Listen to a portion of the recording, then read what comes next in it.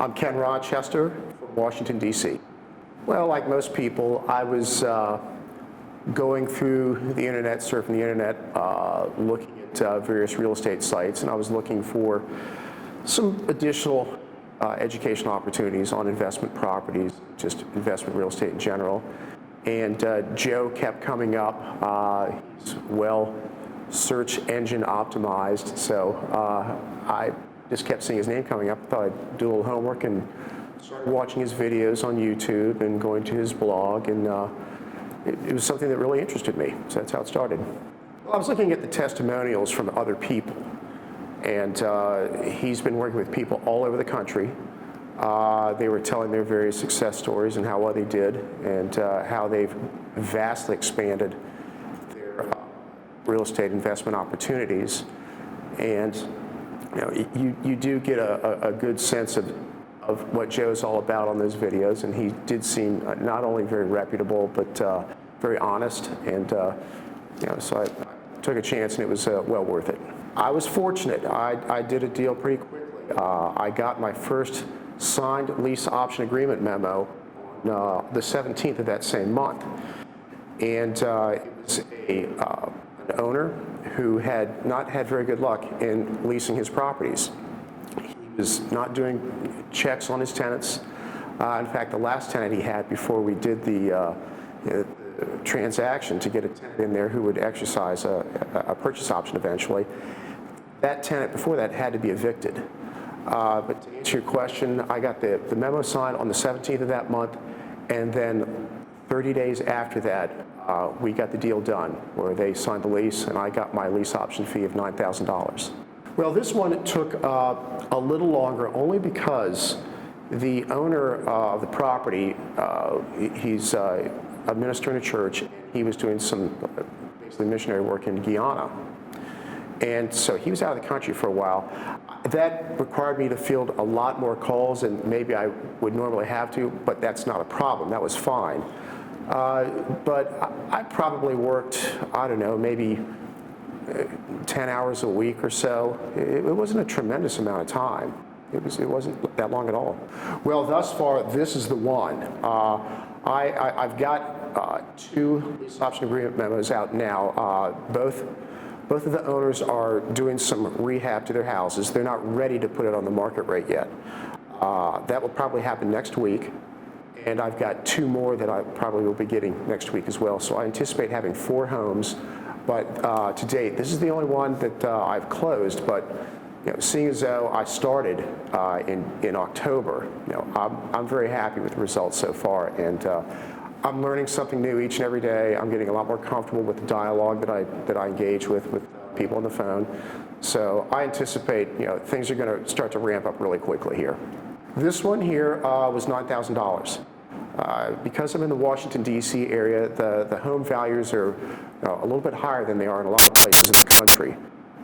So I'm trying to target between $5,000 and $9,000. And Joe said on this last one I did, I should have asked for more, but because it was my first deal, I was more interested in just consummating it and getting it done. So as I get more confident, I'll be more confident in asking for more money for a lease option fee. I feel I will be. Like I said, this so far is my only one, but what I am getting is I'm getting a lot of face-to-faces with owners, and I'm getting them to sign the lease option agreement memos fairly easily. So what's nice about it, it's a 1-page document. It's a real simple, it's a non-threatening agreement. And as Joe has taught us, you go over the agreement, you just basically read out the more salient parts, and the one that I think is the part that attracts the most is that they can get out after 90 days, and if they find their own tenant, the offer basically becomes null and void. So it's very owner friendly. But they would much rather, what I gather, they'd much rather prefer that they work through me because it's just a lot easier for them.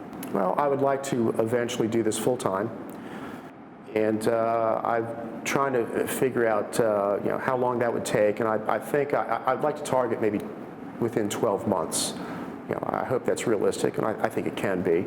But within that time frame, I would like to be doing that and obviously expanding into other things other than just lease options. I like to be doing, subject tos, and buying properties for my own portfolio, maybe doing some rehabbing, things along those lines. But I just want to get more comfortable with what I'm doing right now and stick with the for rent method for now, but I want to expand my horizons on that as well. Well, it's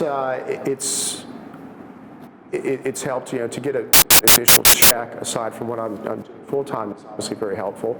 Very much looking forward to increasing that. It's something that's exciting. It's something I look forward to. I like the idea of being my own boss, and having it gives you latitude to do other things at the pace that you want to do it in. So it's been good, and I'm looking forward to, like I said, just having some additional income. Well, one of the things, aside from the monetary benefits of it, it's creative.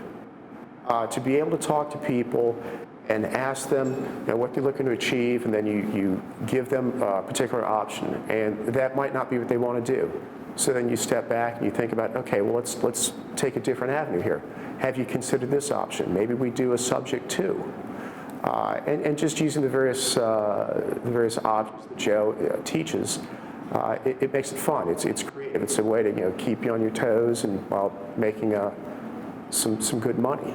Yes, I have. I started with the auto marketer when I signed up with the membership program. I made sure I did that. And there's a learning curve on that. I'm not the most technologically adept person, so I take small bites of the apple, but I'm getting more comfortable with it. And the auto marketer is becoming more streamlined and a lot more intuitive, and I need things to be intuitive when it comes to technology. But it's, as Joe had said, when you do this on a regular basis, when you utilize it and you put in your search criteria, there have been days that I've been inundated with phone calls and texts, and you just have to find the time to answer them. So I've never been lacking for prospects to call.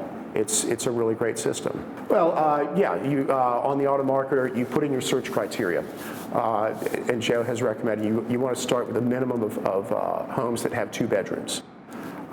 You check to make sure, you want to put in the criteria to make sure that there's a phone call with these people, a phone number that you call these folks back on.